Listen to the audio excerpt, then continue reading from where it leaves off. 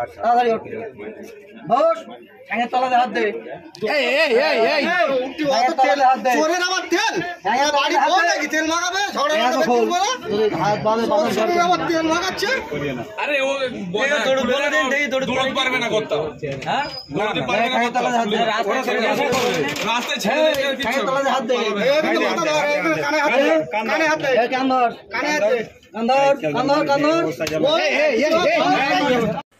এতক্ষণ যে দুই যুবককে মারধর করার ভিডিও আপনারা দেখছিলেন তা আপনাদের প্রশ্ন উঠতেই পারে কেনই বা এই দুই যুবককে মারধর করা হচ্ছে। তাদেরকে হাতে দড়ি বেঁধে গণধোলাই চলল এক প্রকার, পরে পুলিশ গিয়ে তাদেরকে উদ্ধার করে থানায় নিয়ে যায়।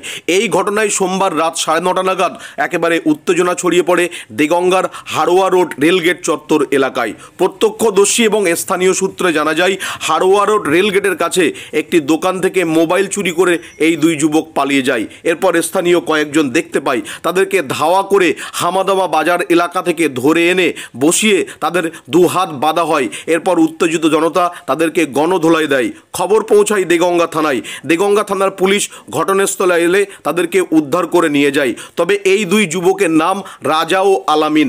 দেগঙ্গার একাধিক বাজার নয়, একাধিক জায়গা থেকে তারা অসামাজিক কার্যকলাপ করেছে এর আগে, এমনটি পুলিশের কাছে খবর রয়েছে। তাই উত্তেজিত জনতা তাদেরকে ধরে ফেলে। মোবাইল চুরি করতে যখন এসেছিল তাদের সঙ্গে আর একজন যুবক ছিল বলে স্থানীয়দের দাবি। খবর পেয়ে দেগঙ্গা থানার পুলিশ ঘটনাস্থলে পৌঁছায়। ওই দুই যুবককে উদ্ধার করে নিয়ে যাওয়া হয়। পরে তাদেরকে গ্রেপ্তার করা হয়। আজ মঙ্গলবার তাদেরকে বারাসাত জেলা আদালতে পাঠানো হবে বলে পুলিশ সূত্রে খবর পাওয়া যায়। দেগঙ্গার হাড়োয়া রোড রেলগেট চত্বর এলাকায় ওই দুই যুবক যখন মোবাইল চুরি করতে এসেছিল সঙ্গে 3 জন ছিল স্থানীয়দের দাবি। একজন পালিয়ে যায়। এরপর এই রাজা এবং আলামিনকে স্থানীয়রা ধরে ফেলে এবং হাতে দড়ি দিয়ে বেঁধে তাদেরকে মারধর করা হয়। খবর পৌঁছায় দেগঙ্গা থানার পুলিশের কাছে।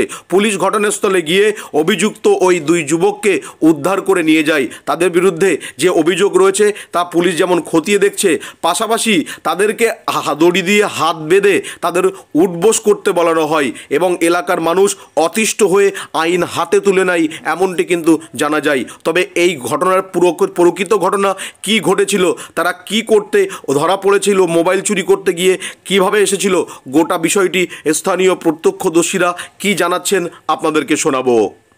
দোকানের আলমারিতে নিচে মোবাইল ছিল। মাল নিতে এসে দোকানদারকে মাল দিতে বলেছে। দোকানদার পেছন ফিরলে ও মাথা গলিয়ে সেখান থেকে মোবাইল বার করে। দোকানদার ঘুরে আসার আগে মোবাইল নিয়ে দৌড়। কখন এটা হয়েছে? হ্যাঁ কখন হয়েছে এটা? এই তো ঘন্টাখানি আগে। মানে আপনার দোকান থেকে ফোনটা চুরি করেছে? আমার না, এই পাশের দোকান থেকে। পাশের দোকান থেকে ফোন চুরি করেছে। কজন ছিল ওরা? ওরা 2 জন ছিল। ধরে ফেলেছেন? হ্যাঁ ধরা হয়েছে, হামাদামায় গিয়ে ধরা হয়েছে। আচ্ছা, ওদের কি মারধর করা হয়েছে? আর একজন নাকি পালিয়েও গেছে। ওরা বলছে পালিয়ে, জানি না, ওরা জানে। থানায় এসেছিল? হ্যাঁ এই মাত্র থানা। কি চাইছেন তাহলে এখন আপনারা? কি চাইছেন আপনারা? আমরা চাইছি উপযুক্ত শাস্তি হোক, কারণ আমরা ধরার পরে জানতে পারছি ওরা দাগি চোর। এর আগেও নাকি 5 দিন আগে থানা তুলে নিয়ে গেছে হাটের থেকে, আবার ছেড়ে দিয়েছে। আবার এই জনগণের কাছে প্রচুর কিছু শুনতে পাচ্ছি।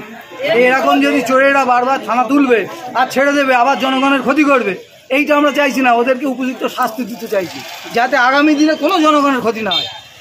একটা ফোন চুরি কেন এইভাবে জনগণ হ্যারেস হবে? প্রশাসন থাকতে, সব থাকতে কেন জনগণ হ্যারেস হবে? আপনার নাম? আমার নাম আমিরুজ্জামান।